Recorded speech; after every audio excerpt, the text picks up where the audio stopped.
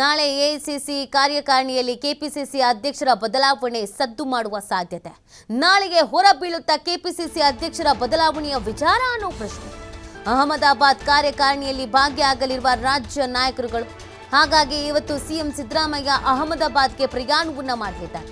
ನಾಳೆ ಡಿಸಿಎಂ ಡಿಕೆಶಿ ಉಳಿದ ನಾಯಕರು ಗುಜರಾತ್ಗೆ ಪ್ರಯಾಣ ಮಾಡಲಿದ್ದಾರೆ. ಕಾರ್ಯಕಾರಿಣಿ ವೇಳೆಗೆ ಕೆಪಿಸಿಸಿ ಅಧ್ಯಕ್ಷರ ಬದಲಾವಣೆಯ ಬಗ್ಗೆ ಚರ್ಚೆ ಆಗುವ ಸಾಧ್ಯತೆಗಳಿದೆ. ರಾಹುಲ್ ಖರ್ಗೆ ಜೊತೆ ಚರ್ಚಿಸಲಿದ್ದಾರೆ ಸಿಎಂ ಸಿದ್ದರಾಮಯ್ಯ. ರಾಜ್ಯ ರಾಜಕಾರಣದ ಬಗ್ಗೆಯೂ ಕೂಡ ಮಾತುಕತೆಯನ್ನ ನಡೆಸಲಿದ್ದಾರೆ ಸಿಎಂ. ಇದೇ ವೇಳೆ ಪರಮೇಶ್ವರಿಂದಲೂ ಕೂಡ ವರಿಷ್ಠರ ಜೊತೆ ಮೀಟಿಂಗ್ ಮಾಡಬಹುದು. ನಾಡಿದ್ದು ಅಹಮದಾಬಾದ್ಗೆ ತೆರಳೋಕೆ ನಿರ್ಧರಿಸಿದ್ದಾರೆ ರಾಜಣ್ಣ. ರಾಹುಲ್ ಗಾಂಧಿ ಭೇಟಿಗೆ ಸಿಕ್ಕರೆ ಹನಿ ಟ್ರಾಪ್ ಬಗ್ಗೆ ಅಲ್ಲಿಗೆ ಮಾಹಿತಿಯನ್ನು ನೀಡುವಂತ ಸಾಧ್ಯತೆ ಇದೆ.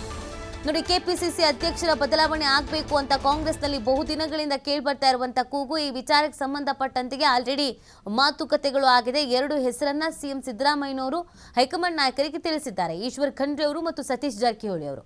ಹಾಗಾಗಿ ಯಾವಾಗ ಹೆಸರನ್ನ ಅನೌನ್ಸ್ ಮಾಡ್ತಾರೆ ಅನ್ನೋದೊಂದು ಕುತೂಹಲ ಇದೆ.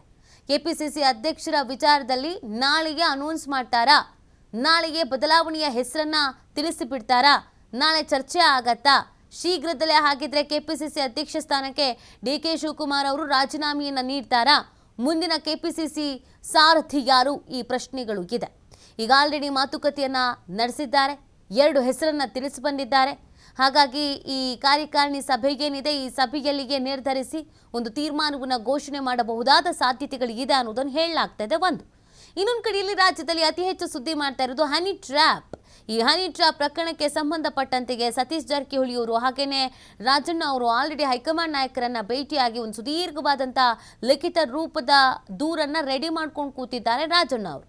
ಯಾರು ಹನಿ ಟ್ರ್ಯಾಪ್ ಮಾಡಿದ್ರು, ಯಾಕೆ ಮಾಡಿದ್ರು, ಯಾರ ಮೇಲೆ ಅನುಮಾನ ಇದೆ, ರಾಜಕೀಯ ದುರುದ್ದೇಶ ಏನಿದೆ, ತಮ್ಮ ರಾಜಕೀಯ ಭವಿಷ್ಯಕ್ಕೆ ಮುಳು ಆಗೋದಕ್ಕೆ ಸ್ವಪಕ್ಷದವರೇ ಯಾರು ಏನು ಪ್ಲಾನ್ ಮಾಡಿದ್ದಾರೆ, ಇದು ಯಾವ ರೀತಿಯಾದಂಥ ಹೊಲಸು ರಾಜಕಾರಣ, ಇದರಿಂದ ಕಾಂಗ್ರೆಸ್ಸಿಗಾಗುವಂಥ ನಷ್ಟಗೇನು, ಸರ್ಕಾರಕ್ಕಾಗುವ ಮುಜುಗರಗೇನು, ಈ ಪ್ರಕರಣದಲ್ಲಿ ತನಿಖೆ ಯಾವ ರೀತಿಯಾಗಿ ನಡಿಬೇಕು, ತನಿಖೆಗೆ ಹೇಗೆ ಒತ್ತಡವನ್ನು ಹೇರಿಸಬೇಕು ಹೈಕಮಾಂಡ್ ಮುಖಾಂತರವಾಗಿಯೇ ಈ ಎಲ್ಲ ಪ್ಲಾನ್ಗಳನ್ನು ಮಾಡಿಕೊಳ್ಳಲಾಗಿದೆ. ಹಾಗಾಗಿ ರಾಜಣ್ಣ ಕೂಡ ತೆರಳುತ್ತಾ ಇರೋದ್ರಿಂದ ರಾಜಣ್ಣ ಈ ವಿಚಾರವನ್ನು ಪ್ರಸ್ತಾಪಿಸುವಂಥ ಸಾಧ್ಯತೆ ಇದೆ. ಈ ಹನಿ ಟ್ರ್ಯಾಪ್ ವಿಚಾರವೂ ಕೂಡ ಈ ಸಭೆಯಲ್ಲಿ ಪ್ರಸ್ತಾಪ ಆಗಿ ಯಾವುದಾದ್ರೂ ಒಂದು ಸಲಹೆ ಸೂಚನೆಗಳು ಹೈಕಮಾಂಡ್ ನಾಯಕರಿಂದ ಬರಬಹುದು ಅನ್ನುವಂಥ ನಿರೀಕ್ಷೆಯನ್ನು ಇಟ್ಕೊಳ್ಳಲಾಗಿದೆ. ಸಹಜವಾಗಿ ಸಾಕಷ್ಟು ಪ್ರಮುಖವಾದ ವಿಚಾರಗಳಿಗೆ ಸಂಬಂಧಪಟ್ಟಂತೆಯೇ ಚರ್ಚೆ ಆಗುತ್ತೆ ಅನ್ನುವಂಥ ನಿರೀಕ್ಷೆಯನ್ನು ಇಟ್ಕೊಳ್ಳಲಾಗಿದೆ. ಅದರಲ್ಲಿ ಒಂದು ಕೆಪಿಸಿಸಿ ಅಧ್ಯಕ್ಷರ ಸ್ಥಾನ ಬದಲಾವಣೆ. ಡಿಸಿಎಂ ಡಿಕೆ ಶಿವಕುಮಾರ್ ಅವರು ಬಿಟ್ಕೊಳ್ಳೋದಕ್ಕೆ ರೆಡಿ ಇದ್ದೀನಿ ಅಂತ ಹೇಳಿದ್ದಾರೆ ಅಂತ ಹೇಳಲಾಗ್ತಾ ಇತ್ತು. ಹಾಗಾಗಿ ಬಿಟ್ಟುಕೊಟ್ರೆ ಸಿಎಂ ಸಿದ್ದರಾಮಯ್ಯನವರು ಸೂಚಿಸಿರುವ 2 ಹೆಸರು ಈಶ್ವರ್ ಖಂಡ್ರೆ ಮತ್ತು ಸತೀಶ್ ಜಾರಕಿಹೊಳಿಯ ಹೆಸರಲ್ಲಿ ಯಾವುದಾದ್ರು ಒಂದು ಫೈನಲ್ ಮಾಡ್ತಾರೋ, ಅಥವಾ ಡಿಸಿಎಂ ಡಿಕೆ ಶಿವಕುಮಾರ್ ಅವರು ಓಕೆ ನಾನು ಕೆಪಿಸಿಸಿ ಅಧ್ಯಕ್ಷ ಸ್ಥಾನವನ್ನು ಬಿಟ್ಕೊಡ್ತಿದ್ದೀನಿ, ನನ್ನ ಕಡೆಯವರನ್ನೇ ಆ ಸ್ಥಾನಕ್ಕೆ ಕೂರಿಸಬೇಕು ಅನ್ನೋ ಡಿಮ್ಯಾಂಡ್ ಮಾಡಿದ್ದಾರೆ. ಹಾಗೇನಾದರೂ ಡಿಮ್ಯಾಂಡ್ ಮಾಡಿದರೆ ಡಿಕೆ ಶಿವಕುಮಾರ್ ಅವರ ಕಡೆಯವರು ಯಾರು? ಡಿಕೆ ಸುರೇಶ್ ಅವರನ್ನೇ ಕೂರಿಸ್ತಾರೆ. ಪ್ರಶ್ನೆಗಳಿದೆ. ಈ ಎಲ್ಲ ಪ್ರಶ್ನೆಗಳಿಗೂ ಉತ್ತರ ಸಿಗಬೇಕು ಅಂತಲೇ ನೋಡಬೇಕು. ಹಾಗಾಗಿ ಕೆಪಿಸಿಸಿ ಅಧ್ಯಕ್ಷರ ಬದಲಾವಣೆ ಸೇರಿದಂತೆ ಹನಿ ಟ್ರ್ಯಾಪ್ ವಿಚಾರ ಸೇರಿದಂತೆ ಕೆಲವು ವಿಚಾರಗಳ ಬಗ್ಗೆ ಕಾರ್ಯಕಾರಿಣಿಯಲ್ಲಿ ಭಾಗಿಯಾಗಲಿರುವಂಥ ನಾಯಕರುಗಳು ಚರ್ಚಿಸಿ ಹೈಕಮಾಂಡ್ ನಾಯಕರು ಬಾಯಿಯಿಂದಲೇ ಒಂದು ಸಂದೇಶವನ್ನು ರವಾನಿಸಬಹುದು ಅನ್ನೋ ಲೆಕ್ಕಾಚಾರ ಇದೆ.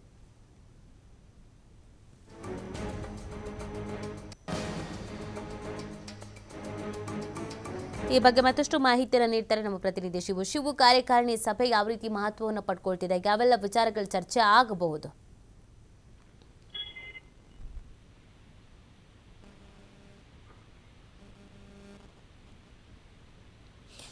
ಶಿವು, ನನ್ನ ಧ್ವನಿ ಕೇಳಿಸ್ತಾ ಇದ್ರೆ ಕಾರ್ಯಕಾರಿಣಿ ಸಭೆಯಲ್ಲಿ ಯಾವೆಲ್ಲ ಮಹತ್ವದ ನಿರ್ಣಯಗಳನ್ನು ಕೈಗೊಳ್ಳಬಹುದಾದ ಸಾಧ್ಯತೆ ಇದೆ ಶಿವು? ನೀತಿ ನಾಳೆಯಿಂದ 2 ದಿನಗಳ ಕಾಲ ಗುಜರಾತ್ನ ಅಹಮದಾಬಾದ್ನಲ್ಲಿ ಎಐಸಿಸಿ ರಾಷ್ಟ್ರೀಯ ಕಾರ್ಯಕಾರಿಣಿ ಸಭೆ ನಡೀತಾ ಇದೆ.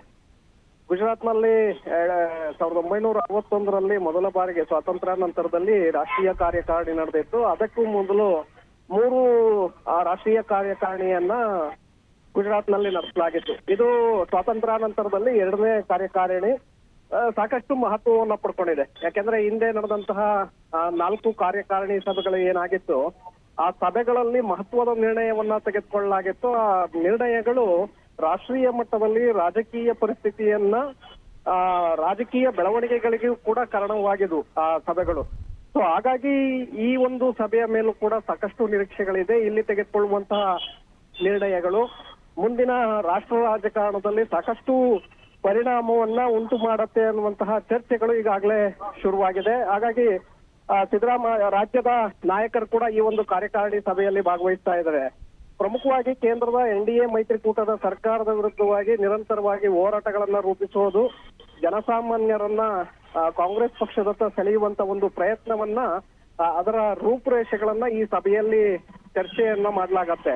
ಜೊತೆಗೆ AICC ಅಮೂಲಾಗ್ರ ಬದಲಾವಣೆಯ ಬಗ್ಗೆ ಕೂಡ ಚರ್ಚೆಗಳಾಗಲಿದೆ. ಯಾಕೆಂದ್ರೆ ಪಕ್ಷವನ್ನ ಸಂಘಟನೆ ಮಾಡ್ಬೇಕಾದ್ರೆ ಸಮರ್ಥವ ನಾಯಕರಿಗೆ ಅವಕಾಶವನ್ನ ಮಾಡಿಕೊಡ್ಬೇಕಾಗತ್ತೆ. ಹಾಗಾಗಿ AICC ಪದಾಧಿಕಾರಿಗಳ ಬದಲಾವಣೆಯ ಬಗ್ಗೆ ಕೂಡ ಈ ಸಭೆಯಲ್ಲಿ ನಿರ್ಧಾರವನ್ನು ತೆಗೆದುಕೊಳ್ಳಲಾಗತ್ತೆ ಅನ್ನುವಂತ ಮಾಹಿತಿಗಳಿದೆ. ಇದೇ ಸಂದರ್ಭದಲ್ಲಿ ಸುಮಾರು 4-5 ರಾಜ್ಯಗಳ ಪ್ರದೇಶ ಕಾಂಗ್ರೆಸ್ ಕಮಿಟಿ ಅಧ್ಯಕ್ಷರು ಏನಿದ್ದಾರೆ ಅವರ ಬದಲಾವಣೆಯ ಬಗ್ಗೆ ಕೂಡ ಅಂತಿಮವಾದಂತ ನಿರ್ಣಯವನ್ನ ತೆಗೆದುಕೊಳ್ಳಬಹುದು ಅನ್ನುವಂತ ಮಾಹಿತಿಗಳಿದೆ. ಅದರ ನಡುವೆ ಇಂಡಿಯಾ ಮೈತ್ರಿಕೂಟ ಮತ್ತೆ ಮುನ್ನಡೆಸುವಂತದ್ದು ಹೇಗೆ, ಅಥವಾ ಏಕಾಂಗಿಯಾಗಿ ಕಾಂಗ್ರೆಸ್ ಪಕ್ಷವೇ ಇಡೀ ದೇಶಾದ್ಯಂತ ಪಕ್ಷವನ್ನ ಸಂಘಟನೆ ಮಾಡಿ ಏಕಪಕ್ಷೀಯವಾಗಿ ಮುಂದೆ ಬರುವಂತಹ ಚುನಾವಣೆಗಳಲ್ಲಿ ಸ್ಪರ್ಧೆಯನ್ನ ಮಾಡ್ಬೇಕಾ, ಅಥವಾ ಪ್ರಾದೇಶಿಕ ಪಕ್ಷಗಳ ಜೊತೆ ನಾವು ಚುನಾವಣೆಯಲ್ಲಿ ಸ್ಪರ್ಧೆಯನ್ನ ಮಾಡ್ಬೇಕಾ ಅನ್ನುವಂತಹ ನಿರ್ಧಾರಗಳು ಕೂಡ ಈ ಒಂದು ಸಭೆಯಲ್ಲಿ ಹೊರಬೀಳುತ್ತೆ ಅನ್ನುವಂತ ಮಾಹಿತಿಗಳಿದೆ. ರಾಜ್ಯ ನಾಯಕರು ಕೂಡ ಭಾಗಿಯಾಗ್ತಾ ಇದ್ದಾರೆ. ಇವತ್ತು ಮುಖ್ಯಮಂತ್ರಿಗಳು ಗುಜರಾತ್ಗೆ ತೆರಳುತ್ತಾ ಇದ್ದಾರೆ. ನಾಳೆ DCM DK ಶಿವಕುಮಾರ್, ಹಾಗೆ ಪರಮೇಶ್ವರ್, ಮುನಿಯಪ್ಪ, ಹರಿಪ್ರಸಾದ್ ಎಲ್ಲರೂ ಕೂಡ ಈ ಗುಜರಾತ್ಗೆ ತೆರಳುತ್ತಾ ಇದ್ದಾರೆ. ರಾಜ್ಯ ರಾಜಕಾರಣದ ಬಗ್ಗೆ ವರಿಷ್ಠ ನಾಯಕರನ್ನ ಅಲ್ಲಿ ಭೇಟಿ ಮಾಡಿ ಚರ್ಚಿಸುವಂತ ಒಂದು ಸಾಧ್ಯತೆಗಳು ಕೂಡ ಇದೆ. ನೀತಿ. ಓಕೆ, ಥ್ಯಾಂಕ್ ಯು ಶಿವು, ತಮ್ಮ ಡೀಟೇಲ್ಸ್ಗಾಗಿ.